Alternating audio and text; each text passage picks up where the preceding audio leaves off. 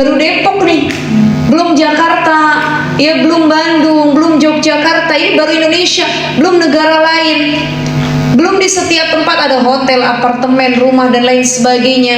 Ada yang berzina, anak-anak muda, ada yang berzina, orang yang sudah menikah mengkhianati pasangannya. Jadi zina itu adalah dosa yang paling banyak dilakukan di zaman sekarang. Dan zina itu bukan hanya sekedar fisik, tapi orang ada yang matanya melihat kepada yang tidak halal, itu juga zina mata. Banyak sekarang, gak terhitung. Maka cara memberikan nasihat kepada orang yang pernah melakukan zina, atau mungkin dia hobi dalam berzina gitu ya, atau mohon maaf banyak perempuan-perempuan panggilan prostitusi di mana-mana, dan banyak pelaku-pelakunya pun orang-orang ya yang kadang-kadang kita bilang, ya Allah kok bisa ya dia melakukan hal tersebut. Jadi begini ibu-ibu sekalian, kalau buat orang-orang sekarang saya rasa mereka memahami ayat nggak begitu mempan. Ada ayat zina, wala taqrabuz zina innahu kana fahisyah. Jangan engkau dekati, wala taqrabuz zina, jangan dekatin zina. Anak muda orang mendengar begitu, apalagi dia nggak pernah ngaji, sholatnya masih kendor, dia bilang, emang kenapa sih kalau zina? Dikit doang, sekali doang. Ya, mungkin dengan nasihat atau ayat yang ada nih buat anak-anak sekarang itu agak berat mereka nerimanya. Tapi kalau dikasih dalil beserta efek after zinanya, itu yang kadang-kadang orang bisa muhasabah. Contoh apa? Ini banyak sekarang orang bikin podcast ataupun cerita-cerita yang sudah ada. Waktu itu kita ngelihat ada seorang dokter ya, dia cerita menangani banyak kasus, dan kasus ini adalah kasus. Sekarang kan perzinahan itu bukan cuma antar laki-laki dengan perempuan. Banyak korbannya adalah anak-anak di bawah umur, laki-laki dengan laki-laki sesama jenis. Ya Allah, nauzubillah min dzalik. Efeknya, after zinanya. Jadi orang kalau diajak muhasabah, kita bilang wala taqrabuz zina, jangan zina, zina dosa. Kata yang lagi ngelakuinnya, emang apa sih dikit doang enak kok rasanya, diampunin ntar kok sama Allah katanya. Tapi coba kasih gambaran orang-orang yang sudah pernah zina dan mereka jera dengan zina tersebut. Penyakit contohnya, orang muhasabah diri kalau itu berkaitan dengan kesehatan dan penyakit. Coba orang rajin zina, kemudian dia lihat kawannya, ya Allah itu kena HIV kawannya kena penyakit kelamin dan lain sebagainya, kawannya ini itu kena penyakit yang berat bahkan sampai kematian karena gonta-ganti pasangan dia berzina. Nah itu bisa jadi bahan muhasabah diri juga.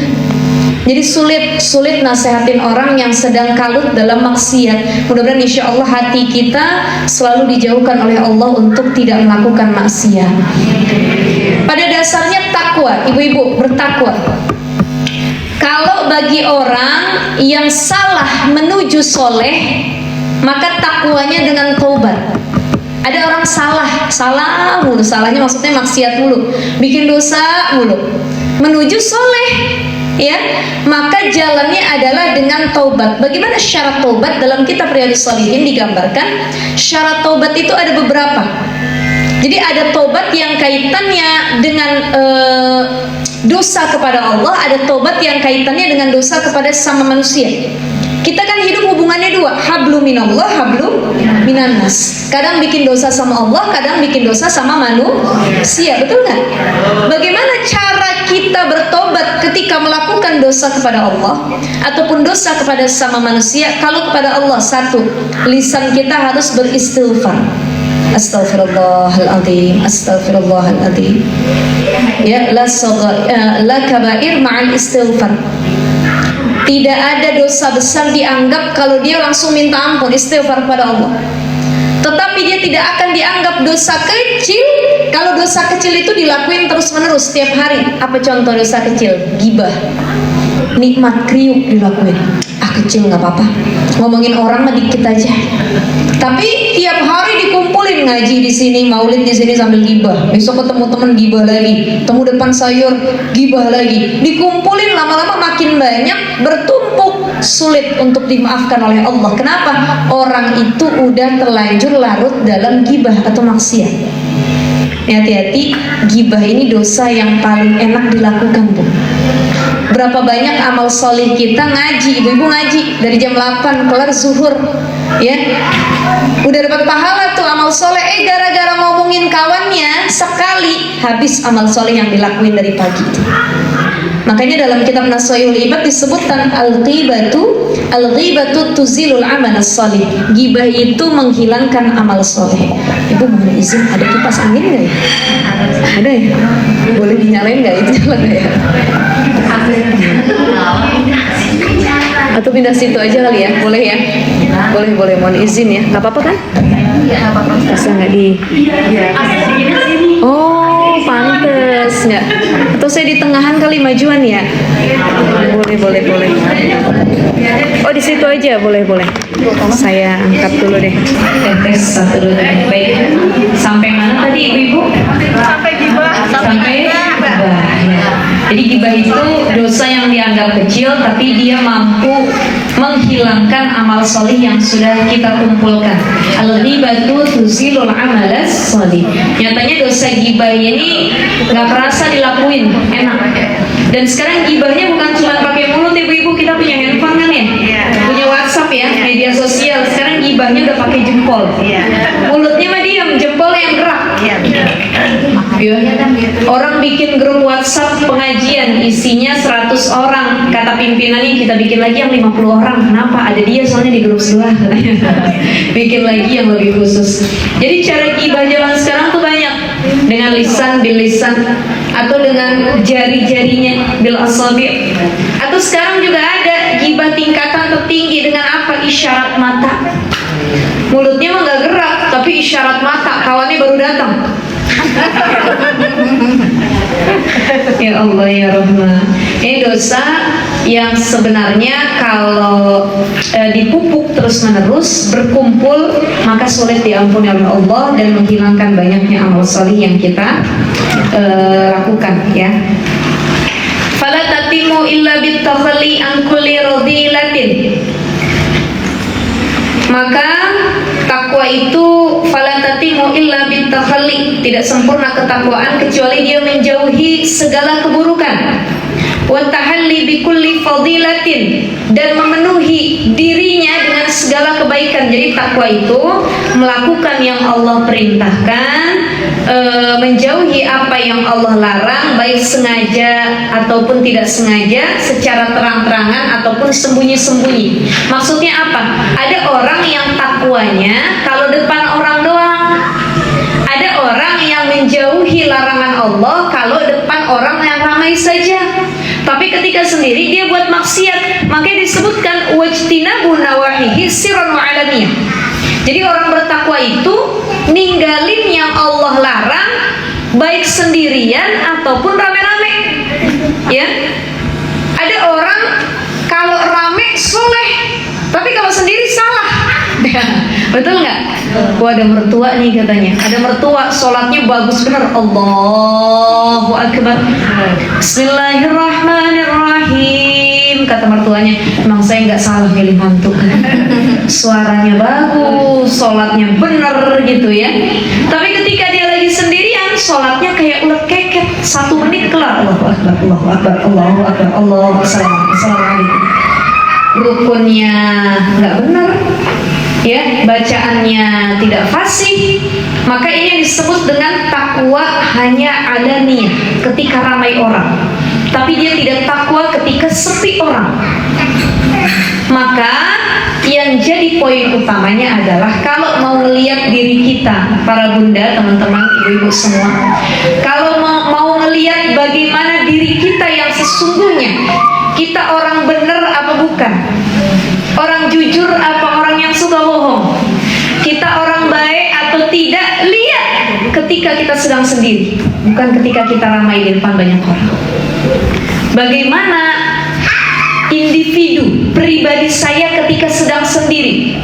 Mudahkah saya bermaksiat kepada Allah?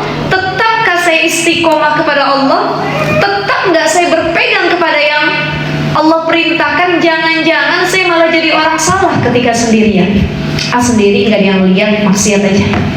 Saya tonton yang nggak benar sendiri kok nggak ada yang tahu.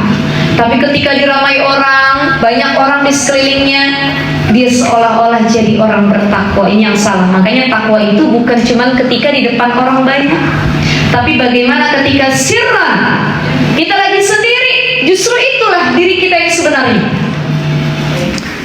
Dan orang kalau takwanya di depan orang ramai, berarti ada ria, penyakit ria. Dan ria ini ibu-ibu termasuk dalam kategori syirkul asghar, syirik kecil. Itu menyekutukan Allah. Wa'budullaha wa la tusyriku bihi syai'a. Sembah Allah, jangan sekutuin. Ya. Dan menyekutukan Allah itu terbagi dua, ada syirkul asghar, ada syirkul akbar. Ada syirik besar, ada syirik kecil. Syirik besar itu apa? Meminta kepada selain Allah, pengen kaya ke dukun, pengen naik jabatan ke dukun, demen sama lawan jenis ke dukun, disantet lah bahasanya, kirim ilmu sihir lah, bersekutulah dengan jin dan lain sebagainya, minta sama dukun. Man ata kahinan aw arrafan, siapa orang yang datang ke dukun, orang pinter, paranormal, ya, apalah istilahnya, orang indigo lah dan lain sebagainya, dia tahu masa depan tuh. Coba dong bantuin saya pengen begini begitu, coba dong baca ramalan saya, maka tidak akan diterima sholatnya 40 hari 40 malam. Hati-hati meminta kepada selain Allah, ya, itu syirik besar. Tuh apa? Ada pohon gede itu. Katanya kalau kita bawa makanan ke situ nanti kita jadi orang kaya. Katanya kalau kita begini nanti kita bakal dikasih ini. Nah, itu meminta kepada selain Allah, maka tauhidnya yang harus diluruskan. Dia tidak akan disebut takwa kalau akidahnya belum lurus. Ya, imtithalu awamirillahi azza wa jal wajtinabu nawahihi sirran wa alaniyah. Meninggalkan yang Allah larang, mengerjakan yang Allah perintah. Apa kata Allah tadi? Wa'budullah, sembah Allah, mintanya jangan nama yang lain, nama Allah udah. Kadang-kadang kita nih kan sering berpikir, saya cari kemana ya, siapa yang bantuin saya? Kita punya Tuhan. Kok takut sama dunia yang kita hadapi gitu? Padahal ada Allah, gitu ya. Syirik besar itu tidak diampuni. Bahkan kalau sampai wafatnya orang yang menyekutukan Allah, menduakan, meminta kepada selain Allah, dia tidak bertobat, tidak diampuni itu dosa. Syirku billah. Kemudian yang kedua, asyirkul asghar, syirik kecil. Apa saja syirik kecil itu? Syirik kecil itu mempercayai, termasuk ya, ada yang mampu menolong kita selain Allah. Contoh begini, ada orang sakit ibu-ibu. Ketika dia sakit, sembuh, minum obat. Baik itu obatnya dari Cina lah, obatnya dari daerah mana lah, atau dikasih sama dokter siapa. Ditanya, Bu Haji udah sembuh? Alhamdulillah. Itu masih, kalau dia masih bisa bilang alhamdulillah, berarti kembalinya kepada Allah. Alhamdulillah, saya sembuh pakai obat ini, jadi wasilah, tapi yang nyembuhin saya Allah yang berkuasa. Obat ini cuma wasilah. Ya, tapi kalau dia bilang sembuh Bu Haji, iya, saya kalau nggak minum obat ini nggak bakal sembuh. Ini obat yang nyembuhin saya nih, nggak ada yang mampu nyembuhin saya kecuali obat ini. Dia lupa yang maha menyembuhkan itu siapa? Allah. Makanya kalau kita sembuh atau keluar dari masalah, kita mampu bangkit dari setiap hal sulit yang kita lalui, kembalikan kepada Allah. Jadi kalau dalam Al-Quran surah At-Tolak itu kan disebutkan ibu-ibu sekalian, wa may yattaqillaha, ada tiga kebaikan yang akan didapatkan oleh orang bertakwa, ya. Ini dalam surah At-Tolak ayat 2. Apa kata Allah Subhanahu wa taala? Wa may yattaqillaha yaj'al lahu makhraja. Ini ayat yang populer, sering kita dengar, ya. Wa may yattaqillaha yaj'al lahu makhraja wa yarzuquhu min haitsu la yahtasib. Satu, orang yang bertakwa itu wa man yattaqillaha yaj'al lahu makhraja, Allah kasih jalan keluar. Makanya kalau kita umroh ataupun haji, ya, mudah-mudahan insyaallah nanti kita muslimah jannah bisa berangkat umroh bareng-bareng.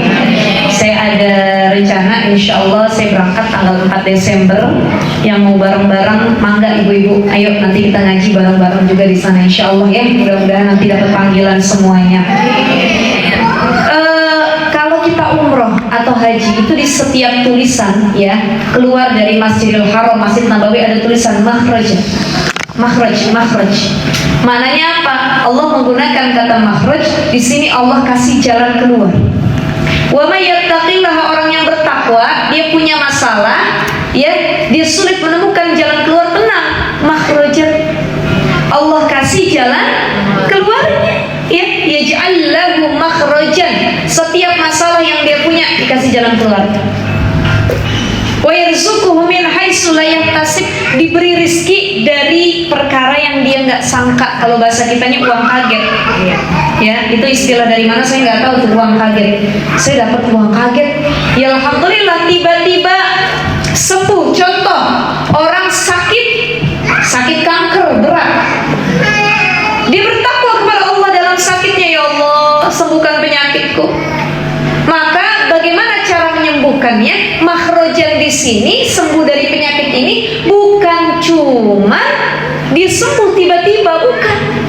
Tapi dengan cara dia operasi, dengan cara dia cuci darah, itu juga bisa jadi makhrajan. Oh, wasilah cuci darah, wasilah operasi, dia sembuh dari penyakitnya. Itu makhrajan namanya. Wa may yattaqillaha yaj'al lahu makhraja wa yarzuquhu min haitsu la yahtasib. Di ayat yang selanjutnya, ayat keempat, apa kata Allah? Tadi yang pertama, siapa orang yang bertakwa maka dikasih jalan keluar dan rizki yang tidak disangka-sangka. Yang kedua, wa man yattaqillaha yaj'al lahu min amrihi yusra. Siapa orang yang bertakwa kepada Allah, maka yaj'al lahu min amrihi yusra, Allah kasih kemudahan dalam setiap urusannya. Ibu dimudahin dalam setiap urusan ibu sama Allah. Ini efek takwa. Yang kedua, tadi yang pertama apa? Dikasih jalan keluar, kemudian diberikan rizki min haitsu la yahtasib, dari jalan yang tidak disangka-sangka. Yang kedua, siapa orang yang bertakwa, wa may yattaqillaha yaj'al lahu min amrihi yusra, Allah kasih kemudahan dalam setiap urusannya. Yang ketiga, wa may yattaqillaha yukaffir anhu sayyi'atihi wa yu'adzim lahu ajra. Siapa orang yang bertakwa, yukaffir anhu sayyi'atihi, Allah hapus dosa-dosanya. 3 janji buat orang bertakwa dalam surah At-Talaq. Ya, dihapus dosanya, dikasih pahala yang luar biasa. Kita sebutin lagi, apa 3 janji Allah dalam surah At-Talaq bagi orang yang bertakwa?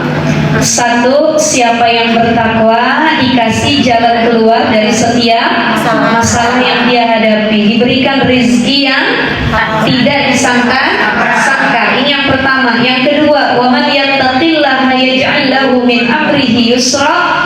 Siapa yang bertakwa, Allah berikan kemudahan di setiap urusannya.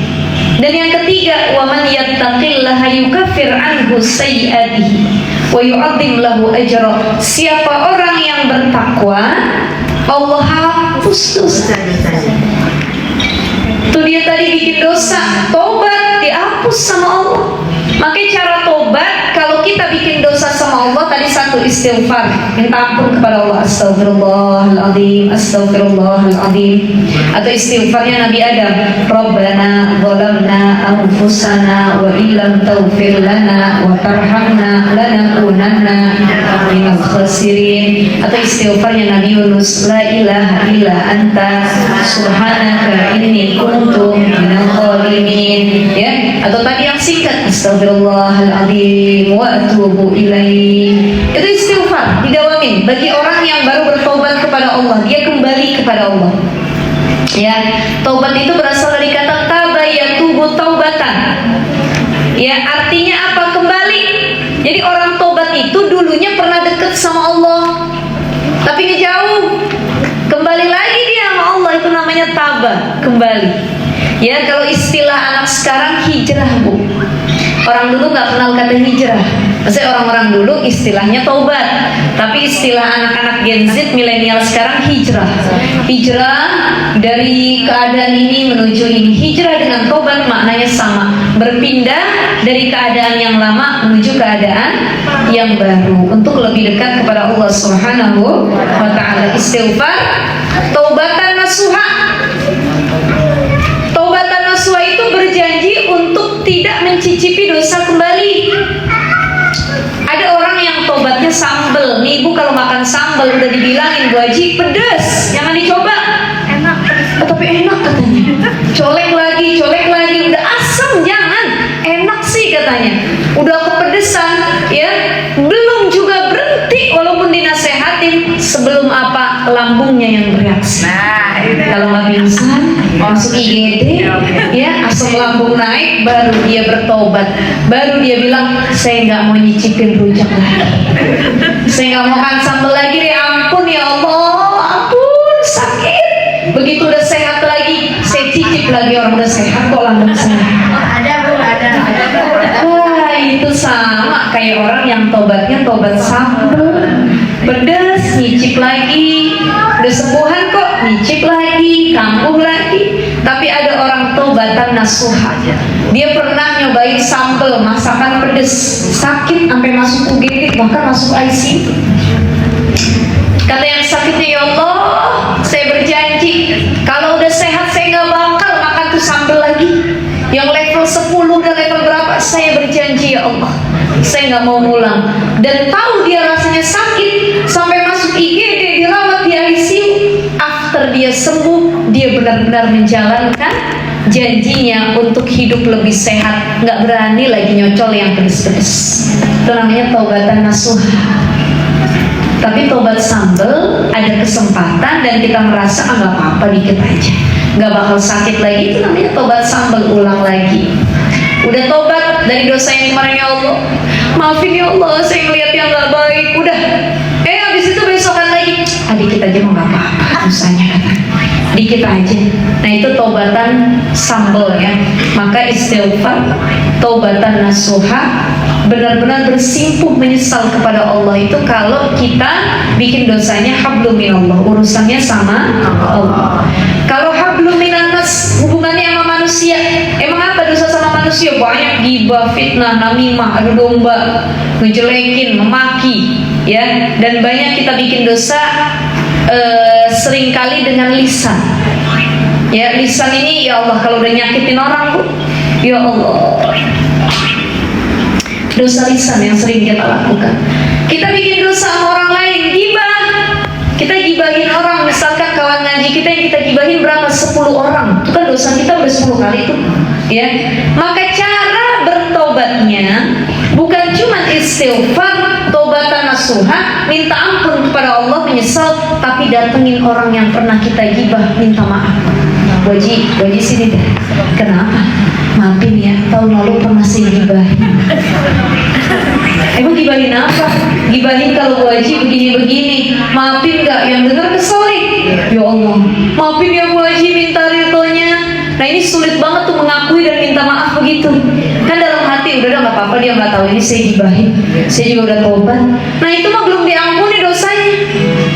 Karena kalau dosa yang hubungannya sama manusia, dia harus minta ridho sama manusia tersebut. Ada orang korupsi, ambil hak orang lain. Ya Allah, berapa triliun, berapa miliar yang diambil. Maka cara tobatnya bukan cuma minta maaf sama Allah, dia kembaliin hak orang yang diambilnya, minta ridhonya. Ada orang mencuri, balikin, minta ridho. Jadi nggak cuma maaf ya saya pernah nyuri ini, minta ridho maafin ya. Ya balikin apa yang dicuri. Itu salah satu cara minta maaf kepada orang yang pernah kita sakitin, kita bikin dosa sama mereka. Ya namanya manusia nggak luput dari dosa. Kita kan manusia ya Bu ya, betul nggak? Yang datang manusia apa malaikat? Manusia.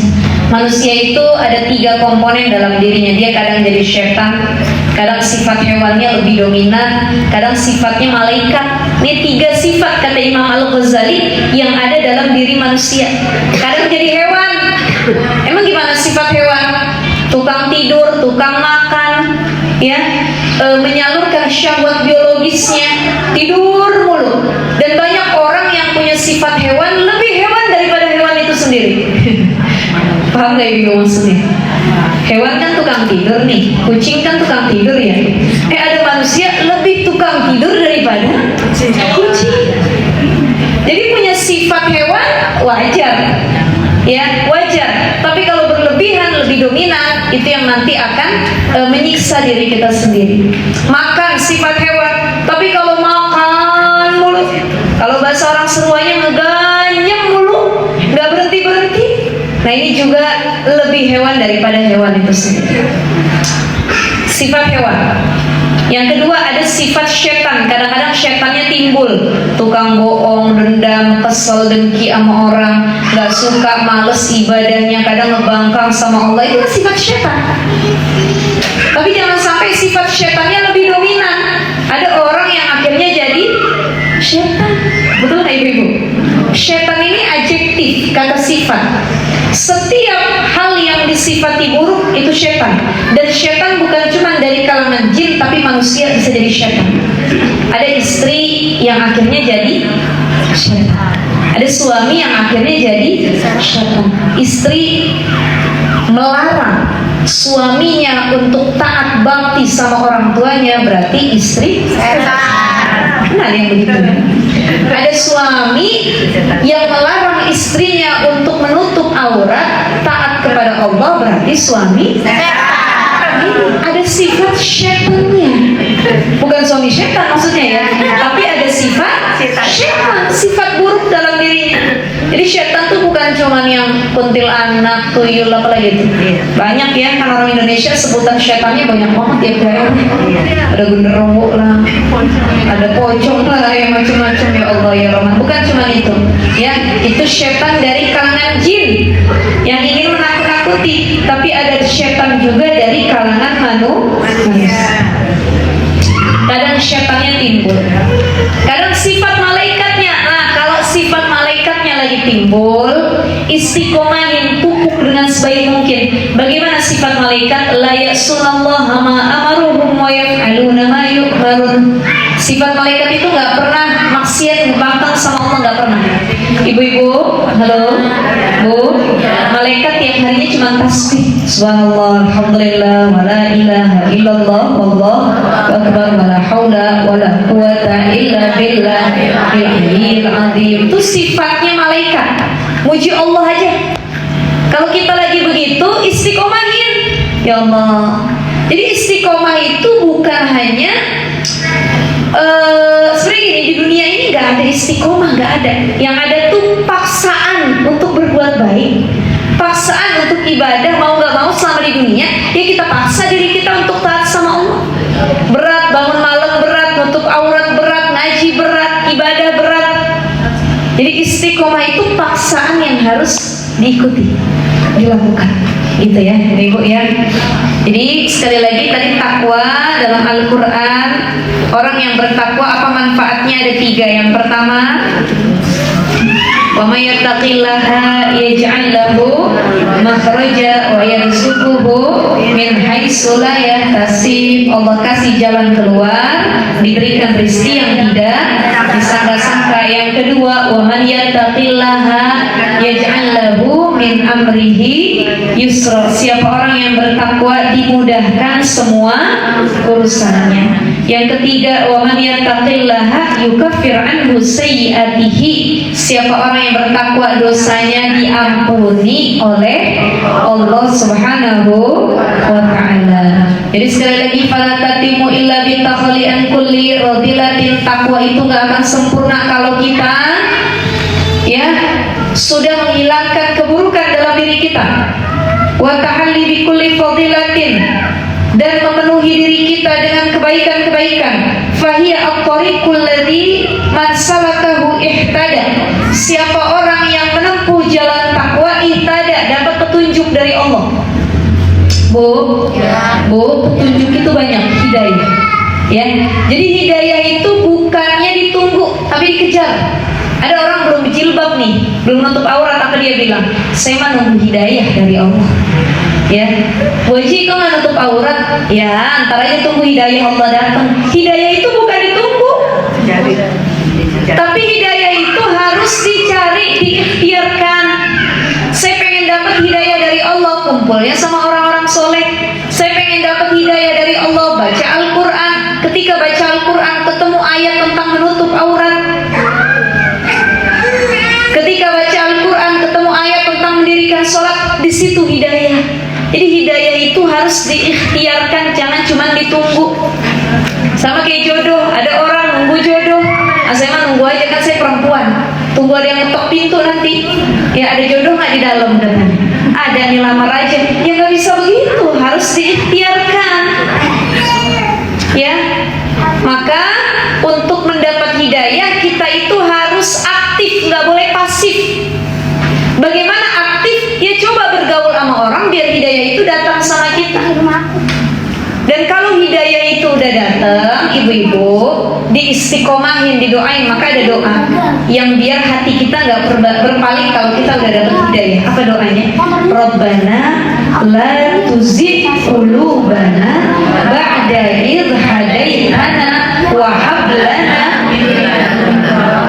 innaka antal wahhab. Rabbana la tuzigh qulubana, ya Allah, jangan kau palingkan hati kami. Nih hati kami udah dapat hidayah, untuk aurat mau, sholat mau, bakti sama suami mau, jadi orang baik mau. Ya, maka yang menetapkan hidayah itu sekali lagi Allah. Allah yang netapin hidayah buat kita, bukan yang lain gitu ya. Jadi fahi at-tariqul ladzi man salakahu ihtada. Siapa orang yang berusaha bertakwa kepada Allah, ihtada, dia akan selalu berpetunjuk. Wal urwatul wusqa, ya, urwatul wusqa allati man istamsaka biha najah. Dan siapa orang yang melakukan takwa itu najah, dia akan mendapat petunjuk. Tadi wal urwatul wusqa allati man istamsaka biha najah, dia akan selamat ya karena takwa yang dia lakukan. Nah, kita masuk nih. Wa asbabuha kasiratun, sebab-sebab takwa ada banyak. Apa sebab orang bisa bertakwa? Minha di antaranya ayyulahidul insanu, manusia merasa annahu abdun dalilun, dia adalah hamba yang lemah. Orang akan mudah untuk bertakwa. Salah satu sebabnya ketika dia menganggap dirinya adalah hamba yang lemah, abdun dalilun. Wa anna rabbahu qawiyyun aziz, dan Tuhannya itu adalah Allah yang maha kuat, azizun, mulia. Bu, ibu, disebab orang dapat ketakwaan, ciri pertamanya dia sadar dirinya lemah, Allah yang maha kuat, Allah maha berkuasa. Jadi kalau kita belajar ilmu tauhid, kita belajar tentang ma'rifatullah, mengenal Allah, kita udah nggak sibuk lagi sama perkara dunia. Kenapa? Karena kita mikirin diri kita nih. Diri saya asalnya nggak ada, yang ada cuma Allah. Bagaimana keadaan diri saya selanjutnya, semua terserah Allah. Begitu ya. Annahu abdul dalilun, saya mah hamba yang lemah. Saya ambil contoh begini. Ada orang yang aku ateis, anti Tuhan, nggak beragama. Jadi kan kalau agama di Indonesia ini ada beberapa yang diakui ya. Ada Islam, ada Nasrani, Katolik ya, kemudian lagi Buddha, Hindu, Konghucu gitu ya. Itu kan orang-orang yang walaupun mereka bukan Muslim, tapi mereka masih punya agama di luar sana, masih mengakui adanya agama. Ada orang yang ateis, anti Tuhan, nggak butuh Tuhan, nggak butuh agama, hidupnya bebas. Tapi seateis-ateis orang, sebilang dia yang nggak butuh sama Tuhan, kalau lagi keadaan genting, dia tetap pasti nyebut Tuhan. Contoh deh ibu-ibu, ini lagi rame sekarang pesawat turbulence. Kalau ibu pernah naik pesawat itu enaknya dikit doang, selebihnya deg-degan hati kita. Kenapa? Orang kalau udah di atas pesawat, walaupun dibilang, jadi pesawat itu adalah kendaraan teraman dan paling minim kecelakaan. Nyatanya sekali kecelakaan langsung mati, Bu. Betul nggak? Itu pesawat. Ya kalau naik motor, naik mobil masih ada peluang untuk selamatnya. Orang naik motor petal dar, serempet, ya paling baret masuk IGD, gegar otak kayak gitu ya. Atau ya banyak juga yang wafat, cuman masih ada peluang untuk selamatnya. Naik mobil juga begitu, ada yang selamat, ada juga yang akhirnya wafat. Cuma naik pesawat, ibu bayangkan tinggi di atas langit, kecil kita pesawat yang segitu besar. Kalau udah terbang ke atas langit, gak ada apa-apanya. Kita lagi yang ada dalamnya sekecil ini, kata Allah. Udah di atas pesawat, yang tadinya sombong begitu naik pesawat, nih saya naik pesawat, baru take off, Allah berlailah Allah Allahu Akbar, astagfirullah, astagfirullah. Ini kata orang, ini kayaknya baru pertama kali nih pesawat ya, udah sampai teriak-teriakan begitu. Ya kalau pertama kali nggak apa-apa, ini kan baru tahu sensasinya ya Bu ya. Cuman ada orang yang berkali-kali pun tetap takut naik pesawat. Salah satunya saya tuh kalau walaupun udah sering Bu ya, Masya Allah, tapi tetap aja kok saya ngelihat orang di pesawat bisa tidur, saya nggak bisa tidur. Kenapa? Dulu awal saya naik pesawat atau ketika saya masih takut naik pesawat, saya masih takut dengan kematian. Makanya kita takut. Tapi ketika kita naik pesawat, kita berserah kepada Allah. Bismillahirrahmanirrahim. 'Alallahi la haula wala quwata illa billah. Ya Allah, kita nih nggak ada apa-apanya tadi. Ya annahu abdun zalilun. Kita hamba yang mau ngapain sih? Hidup mati juga milik Allah kita. Ya, emang mau ngapain kita? Ya semua Allah yang nentuin selamatnya saya, matinya saya. Ketika saya memahami dengan cara demikian, saya muhasabah dengan cara itu, maka saya naik pesawat mulai bisa tidur Bu. Saya bilang tidur nggak tidur kan kalau jatuh sama aja, mati juga. Ya bagus tidur, begitu ya ibaratnya ya. Tapi gara-gara gak tidur, saya harus selamat. Selamatnya bagaimana? Di ketinggian seperti itu kalau bukan Allah yang menyelamatkannya. Nah itu kita yang punya agama, kita yang kenal sama Allah, masih kita doa astagfirullahaladzim, ya Allah saya banyak dosa, jangan kau jatuhin. Astagfirullahaladzim, la haula, tuh baca-bacaan tuh ya. Bukan cuman kita, tapi yang non-muslim itu yang Nasrani, Katolik pun begitu juga. Dia naik pesawat takut, dia berdoa tuh Bunda Maria dan lain sebagainya, kan sama, betul ya. Dan coba lihat orang-orang yang mengaku ateis, nggak punya Tuhan, nggak ngakuin adanya agama, tetap kalau di keadaan turbulensi, genting atau pesawatnya sedang tidak baik-baik saja, itu orang-orang Barat tuh kan banyak yang anti Tuhan ya Bu. Tetap dia bilang apa? Oh my God, oh my God, oh no, oh my God katanya. Kan God itu artinya Tuhan. Oh my God, Tuhan Tuhan. Dia bilang dia nggak ngakuin agama, nggak ngakuin ada Tuhan, tapi ketika dia sedang susah, setakut-takutnya dirinya, dia tetap menyebut nama Tuhan Allah.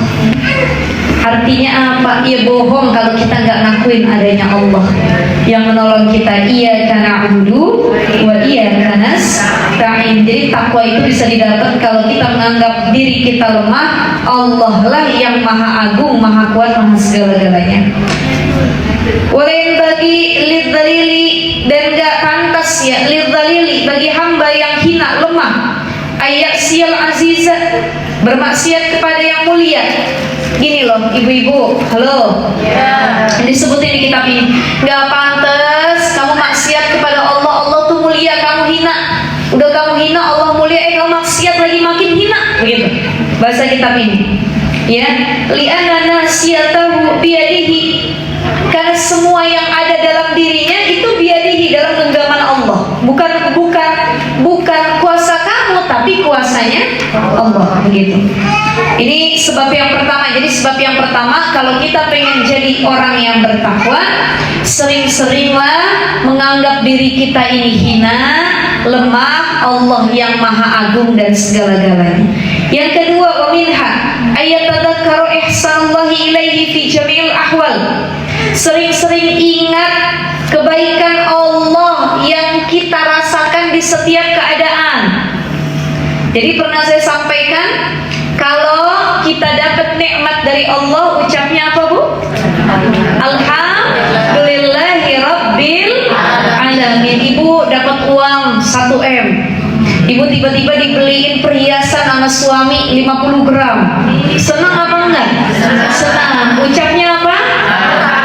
Alhamdulillahirabbil alamin. Makasih ya Mas ya, begitu. Jadi ngucapin hamdalah kepada Allah baru kepada manusia. Itu kalau yang kita senang, kan dapat emas, senang dikasih duit, senang dibeliin baju, senang. Kalau kita senang, kita ucap alhamdulillahirabbil alamin, ringan lisan kita ucap. Tapi kalau kita dapat yang nggak senang, itu nikmat ya, tapi nggak senang kita nih. Contoh, suami nggak beliin emas 50 gram, dibeliinnya emas Mas apa ya? Dibeliinnya perak lah, yang harganya murah, kita nggak seneng. Atau ibu dibeliin jilbab yang motifnya ibu nggak suka, atau dikasih uang belanja yang jumlahnya nggak cukup, ucapnya apa? Ya, masa gitu ucapnya ya? Kan kalau sama perkara nikmat yang kita sukai nyebutnya alhamdulillahirabbil. Tapi ketika dapat nikmat yang kita nggak suka sama nikmat itu, tetap sebutnya pakai alhamdulillah. Tapi alhamdulillah ala kulli hal. Apa ibu-ibu? Alhamdulillah ala kulli hal. Biasanya dapat uang belanja 5 juta sehari, kan gitu ya? Tiba-tiba hari ini cuma 50.000. Alhamdulillah ala kulli hal. Kan begitu? Apa yang kita gak suka, alhamdulillah ala kulli hal. Tapi apa yang kita suka, alhamdulillahirabbil alamin. Ya, itu ya. Jadi kalau kita pengen jadi orang yang bertakwa, pengen ditingkatkan takwa, ayatadzakaru ihsanallahi ilaihi fi jamil ahwal, sering-sering ingat kebaikan Allah. Jangan cuma cobaan yang Allah kasih, jangan cuma yang gak enaknya. Kadang-kadang kalau kita ingat yang gak enaknya, kita sering mojokin Allah. Ya Allah, engkau ini emang gak sayang sama aku, cobaan aja dikasih. Miskin mulu saya dikasihnya, sulit mulu saya dikasihnya, berantem aja dengan pasangan, emang kau gak sayang kepadaku ya Allah. Cobaannya mulu yang diingat. Coba yang diingat yang baik-baik. Ya Allah, saya sampai setua ini dikasih badan sehat, panjang umur, saya gak punya utang ya Allah, saya baik sama keluarga, hubungan enak sama tetangga. Ini nikmat Allah. Itu kan kebaikan Allah yang kita ingat, ya. Wa man kana kadzalik la yanbaghi an tujhada ni'matuhu. Dan kalau dia sudah mengingat banyaknya nikmat Allah dalam setiap hal, maka nggak pantas dia menghitung-hitung nikmat Allah. Kok Allah cuma ngasih saya segini sih? Kok begini doang? Kalau mau dihitung mah kata Allah lebih banyak lagi nikmat aku daripada keburukan yang aku kasih. Mata kita bisa berkedip, kita hitung dalam sehari berapa kali? Betul nggak ibu? Hidung kita bisa mencium, itu kan nikmat dari Allah. Nyatanya kita lupa ingat kebaikan dari Allah. Itu yang kedua. Jadi yang pertama, pandanglah diri kita sebagai hamba yang lemah. Allah itu maha agung. Yang kedua, banyak-banyak menyebut kebaikan Allah, mengingat kebaikan Allah, dan jangan sekali-kali hitung-hitungan sama Allah. Hitung-hitungan nggak boleh, ya tadi. Yang ketiga, bagaimana kalau kita pengen di tingkatan takwa? Ayatadzakkarul mauta, banyak ingat kematian. Orang lebih mudah takwa kalau dia mereminder dirinya dengan kematian. Ya Allah, tuh tetangga saya tadi pagi baru ketemu di tukang sayur, siangnya udah innalillahi wa inna ilaihi raji'un. Banyak gak dengar berita begitu? Malamnya baru ketemu, paginya dikabarin kepleset kamar mandi tuh, ya Allah, wafat. Diumumin dari masjid, innalillahi wa inna ilaihi raji'un, telah pulang ke rahmatullah. Siapa tuh? Keluar kita dari rumah, rupanya tetangga sebelah rumah. Ya Allah. Ayatadzakkarul mauta aktsiru dzikra hadhil lazat. Sering-sering ingat perkara yang mutusin kematian. Sering gak ibu-ibu lagi diem nih atau tiduran muhasabah mati? Pernah gak? Kita berpikir, ya Allah, kalau tiba-tiba saya gak bisa napas lagi, kalau tiba-tiba saya nggak ada di dunia ini lagi, saya tidur merem bangun-bangun udah beda alam, ya Allah, bagaimana? Itu namanya dzikrul maut, muhasabah kematian. Dzikrul maut itu bagus, tapi kalau setiap waktu nggak bagus, yang ada kena mental. Ya. Ada orang yang sampai ketakutan mau mati, dia nggak tenang ngejalanin hidup. Dikit-dikit takut mati, mau naik motor, saya takut mati. Mau jalan keluar rumah, saya takut mati katanya. Nah itu nggak boleh juga, udah penyakit itu ya, dan harus berobat kepada ahlinya. Tetapi dalam beberapa keadaan kita muhasabah. Ya Allah, ingat mati. Kita lagi dapat kesenangan, nikmat, harta yang banyak. Ya Allah, ini semua titipan, nanti juga mati nggak dibawa ke dalam kubur. Nah itu sering-sering dzikrul maut. Li'anna man alima, karena orang yang alima, dia tahu annahu sayamutu, bahwa dia akan mati, kelak akan mati, wa annahu laisa amamahu ilal jannah awin nar, dan tidak ada di depannya yang akan dia hadapi kecuali apa? Dua pilihan, al jannah awin nar, surga atau neraka. Ba'athahu dzalika ilal a'malis shalih, maka mengingat kematian, mengingat surga dan neraka yang akan dia hadapi, itu membangkitkan dirinya untuk mudah beramal shalih hasbal istita'ah, semampu yang dia bisa. Semampu mana saya beramal solih, itu yang saya lakukan. Wa minal a'malis solihati musa'adatul muslimina, dan amal solih itu mampu menyelamatkan atau membantu seorang muslim kelak di akhirat. Wa nazru ilaihim bi'ainil atfi war rahmati, ya, wa nazru ilaihim, dan memandang kepada ilaihim. Kalau di situ maknanya apa ibu-ibu? Wa nazaru ilaihim bi'ainil atfi war rahmati khususan idza sabaqa minhum ihsanun ilaihi. Apa di situ maknanya? Wa nazaru, dan sayang khususnya bagi yang pernah memberi jasa kepadanya. nah, jadi maksudnya gini, ya, beramal solih. Salah satu amal solih itu musa'adatul muslimin, membantu sesama muslim. Jadi bentuk amal soleh, bentuk ketakwaan itu bukan cuma yang kaitannya sama Allah, tapi membantu ke sesama muslim. Wa nazuru ilaihim, memandang kepada sesama muslim, bi'ainil atfi war rahmati, dengan pandangan kasih sayang, lemah lembut. Sama muslim kita saling pandang, ya Allah, saya sayang bener nih sama saudara saya, sama sahabat saya, ya, sayang sebagai sama muslim gitu. Khususan idza sabaqa minhum ihsanun ilaihi, apalagi orang itu dulu pernah bantuin kita, buat baik sama kita. Tapi jangan pernah berbuat baik hanya kepada orang yang pernah berbuat baik, itu udah biasa. Kita ngasih orang sama orang yang suka ngasih kita, udah biasa. Neng, tolong anterin tuh kue sama siapa? Tetangga yang pagernya hitam. Mak, kok yang sebelah gak dikasih? Yang sebelah mah gak pernah ngasih kita. Yang hitam yang sering ngasih, udah kasih aja. Nah, ini cuma berbuat baik sama orang yang sering berbuat baik kepada kita, ya tadi. Maka pandang mereka bi'ainil atfi war rahmah, dengan pandangan lemah lembut, kasih sayang, apalagi kalau mereka sebelumnya pernah bantu kita. Baik, yang terakhir ibu-ibu, wa amma samratuha, adapun faidah, buah dari ketakwaan. Apa manfaat dari takwa? Fasa'adatud daraini, dia akan mendapatkan kebahagiaan di dua tempat, ya, yaitu dunia dan akhirat.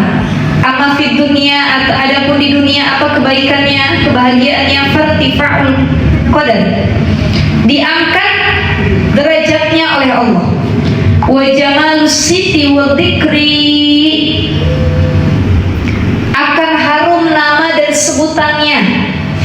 Ya, jadi orang bertakwa tuh disukai oleh banyak manusia, diangkat derajatnya. Kenapa? Dia takwa, taat kepada Allah. Yang deketin banyak, senang sama dia. Kenapa? Nih orang baik, jujur, takwa, dekat sama Allah, soleh gitu. Ya. Wabtisabul mawaddati, memperoleh al-mawaddah, rasa cinta, minan nasi, dari manusia. Li'anna sahibat taqwa, karena orang yang bertakwa, yu'adzibul as-saghir, diagungkan oleh orang-orang kecil, wa yahabuhul akabir, disegani oleh orang-orang besar. Jadi orang bertakwa itu sama orang kecil dia dihormati, ya, sama orang besar dia ditakutin. Ini takwa nih kita, alim nih, soleh nih kita. Wa yarahu kullu aqilin, dan akan memandang kepadanya kullu aqilin, setiap orang yang berakal, annahul ula bil birri wal ihsan, bahwasanya banyak kebaikan yang dia lakukan gitu, yang dipandang pertama kali oleh orang-orang yang bertakwa kepada dirinya adalah kebaikan, ihsannya. Jadi ibu, intinya orang yang bertakwa tuh selama di dunia dia dapat kemuliaan gitu, intinya ya, dapat kemuliaan. Dunianya ngejar, kenapa? Yang dia cari akhirat, dunianya ikut. Sama yang kecil dihormati, sama yang besar dia disegani, ya, orang senang ngelihat akhlaknya, ketakwaannya gitu. Wa ma fil akhirah, yang terakhir adapun di akhirat, apa sa'adah, kebahagiaan yang dia dapat, fan najatu minan nar, diselamatin dari neraka, wal fauzu bidukhulil jannah, dan dia diberi kemenangan dengan mampu memasuki syurganya Allah, ya. Dia dijauhi dari neraka, dimasukkan ke dalam syurga. Wa kafal muttaqina syarafan. Innallaha yaqulu fihim, dan dicukupkan bagi orang-orang yang bertakwa syarafan, kemuliaan oleh Allah, ya. Innallaha yaqulu fihim, karena Allah berkata kepada mereka, innallaha ma'al ladzina taqaw, sungguhnya Allah bersama orang-orang yang bertakwa, walladzina hum muhsinun, dan orang-orang yang mereka berbuat baik selama di dunia, ya Bu, ya. Jadi itu manfaat dari takwa. Intinya kita tuh hidup pengen bahagia dunia sama akhirat. Jangan dunia bahagia nyampe akhirat belangsak. Dunia senang, kaya raya, enak hidupnya, nyampe akhirat belangsak, susah, ya. Atau di dunia belangsak, sulit, susah, nyampe akhirat baru senang. Ya nggak pengen begitu. Pengennya kan dua-duanya senang. Dunia senang, akhirat senang. Maka senangnya kita juga butuh proses, yaitu dengan takwa, sabar, sabar ibadah, sabar. Kapan selesainya ibadah? Ya nanti kalau kita mati, gitu. Ya, maka jangan pernah lelah sama ibadah. Ada orang begini, kalau ibadah ya Allah capek, sholat. Kapan sih nggak sholat lagi? Ya, tungguin aja mati itu udah nggak sholat lagi. Malah disolatin, ya. Justru kita kan dalam sehari dikasih waktu ibadah, makanya jangan gulu, jangan berlebihan dalam ibadah. Ada orang yang saya dalam sehari semalam gak mau tidur, kerjaan saya ibadah terus. Itu namanya nyiksa diri. Tapi kalau saya ibadah, nanti saya tidur dulu, istirahat, ya, kasih hak mata dulu tubuh saya. Kalau udah segeran enakan, baru saya bangun lagi. Dulu Nabi SAW pernah masuk ke Masjid Nabawi, nemuin tali dari ujung dinding ke dinding ini, dari ujung tiang ke tiang ini. Nabi nanya sama para sahabat, ini tali siapa? Apa kata para sahabat? Ini talinya Zainab radhiyallahu taala anha, istrinya Nabi sallallahu alaihi wasallam. Kenapa Zainab pakai tali, kata Nabi? Ya wahai Nabi, karena Zainab itu kalau misalkan sholat dan dia merasa ngantuk, udah lelah, dia paksakan lagi sholatnya sambil dia nyender ke tali itu yang menyangga badannya. Maka kata Nabi, lepas ikatan tali ini. Karena setiap tubuh kita punya hak, mata kita punya hak untuk istirahat, badan kita juga begitu. Jadi kalau engkau udah gak sanggup buat ibadah, tidur aja dulu. Jangan tidur sambil sholat, ya. Kasih makan dulu perutnya, kasih tidur dulu matanya, baru ibadah lagi. Ini berkaitan dengan ibadah sunnah, ya ibu-ibu, ya. Beda cerita kalau ibadahnya wajib. Orang mau sholat zuhur ngantuk, kata Nabi tidur dulu, sholatnya belakangan. Bukan gitu maksudnya. Ya kalau cuma 4 rakaat sholat dulu baru nanti tidur. Ini maksudnya kalau sholat malam, sholat sunnah, duha, yang waktunya lebih luas, maka istirahat dulu baru lakukan ibadah. Gitu ya ibu-ibu sekalian, ya. Baik ibu-ibu yang dimuliakan Allah Subhanahu wa taala, hari ini bahasan kita terkait dengan takwa. Insyaallah bulan depan kita akan belajar adabul muallim, ya, adab-adab orang yang mengajar dan mencari ilmu. Insyaallah di bulan depan mudah-mudahan sehat walafiat, panjang umurnya, saling mendoakan yang sedang sakit mudah-mudahan diangkat penyakitnya, dan kita dijadikan hamba yang solih dan solihah. Mari sama-sama kita baca Ummul Quran Suratul Fatihah. Kita khususkan buat Sohibul Hajat yang sudah memfasilitasi tempat buat kita. Kemudian Majelis Ta'lim Muslimah Jannah, ada Pak Rahma dan para asatidzah lainnya yang sudah luar biasa mengistiqomahkan kajian ini setiap bulannya. Ibu-ibu yang hadir mudah-mudahan setiap langkah kakinya diberkahi Allah dan diistiqomahkan untuk terus hadir di setiap bulannya. Ala hadhihi wa ala kulli niyatin salihah. Al-Fatihah. A'udzu billahi minasyaitonir rajim. Bismillahirrahmanirrahim. Alhamdulillahirabbil alamin arrahmanir rahim maliki yaumiddin. Iyyaka na'budu wa iyyaka nasta'in. Ihdinas siratal mustaqim. Siratal ladzina an'amta 'alaihim ghairil maghdubi 'alaihim waladdallin. Rabbana ighfir lana wa liwalidayna. Amin.